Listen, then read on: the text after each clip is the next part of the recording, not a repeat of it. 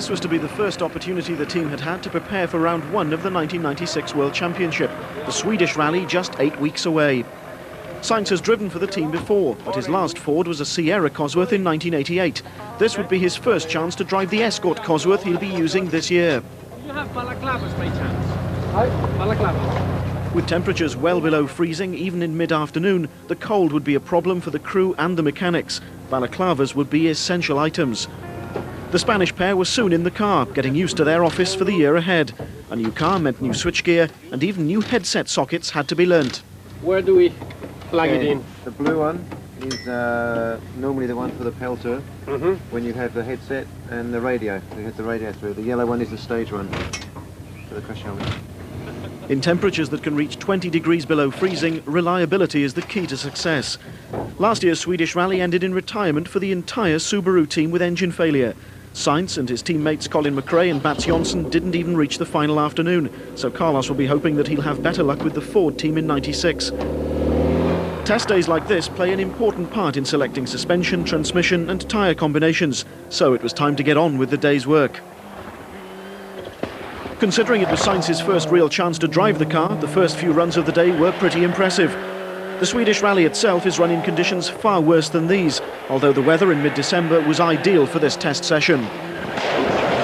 After those first few runs, Sainz pronounced himself pleased at both his and the car's performance. We just made our first run in the car. Of course, everything is new for me, and I have to learn a little bit about the car, to learn a little bit about everything, to adjust the car a bit for my driving style, because I think that's very important to build up all the confidence. For the mechanics, the intense cold creates unique problems. When you see what happens to this block of ice when it hits a brake pad, imagine dropping a hot wheel nut into deep snow. At times like that, you just hope there's a spare in the service van. For the test team engineers, the session's vital. It's the first chance they've had to set up the Escort to suit Carlos. Make sure the car is stable, where the conditions change, where the ice gets rutted and the snow depths change, that the car is stable over lots of different and changing conditions, so the driver can push hard and have total confidence in the car all the time. He mustn't be nervous of the car or wondering what it's going to do next. You know, he commands the car, and the car mustn't be doing anything that's not expected.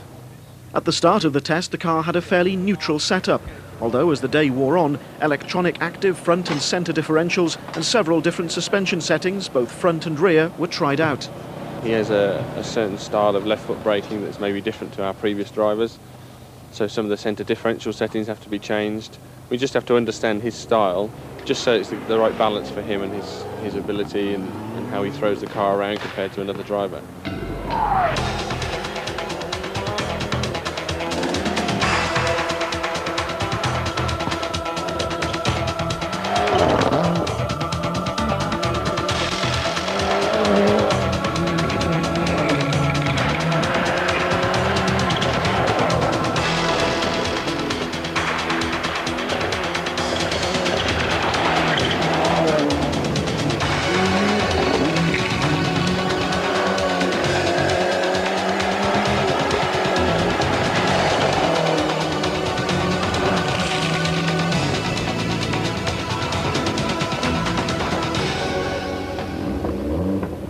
Tyre choice here, just as on every other World Championship rally, is crucial. Engineers from Michelin had travelled to Sweden to offer advice on choosing tyres. Sainz, remember, has been driving on the Pirellis used by the Subaru team for the last couple of years. Despite the fact that it's the driver who makes most of the decisions, world rallying is very much a partnership. Surprisingly, perhaps, Luis Moya also enjoys testing. Well, in fact, I like it. I like to do it, because then I know what we're doing during the rally. And you know, we have to change something, which direction are we going? Because if I'm not coming to the test, then I will know less about the car, especially when it's a new car. And during the test, what I'm doing, I'm reading the notes, and then I'm writing the comments of Carlos, and also Carlos asks me questions, how I feel the car, but I'm not as good as him, you know, I can give my opinions.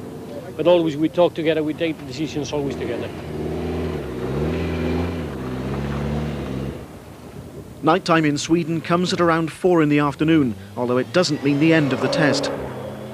By the time you see this in the UK, Sainz and Moya will have reached the end of day one of the Swedish rally, and will know whether all the testing was worth it. Back in December, though, Carlos appeared pretty satisfied with the day's work. Yes, of course, the first day, you know, it's always everything new. You need to learn everything, especially here in the snow. Has been a good first